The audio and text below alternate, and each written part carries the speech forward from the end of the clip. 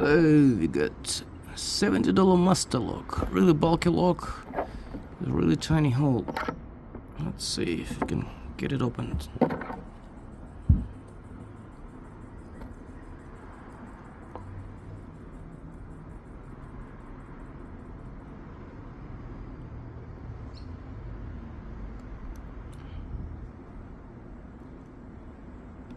I guess it has some security pins.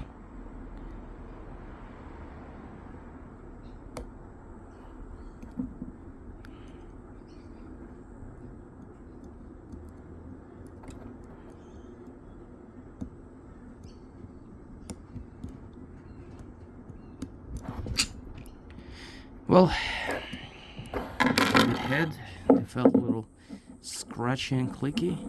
Yeah, patented.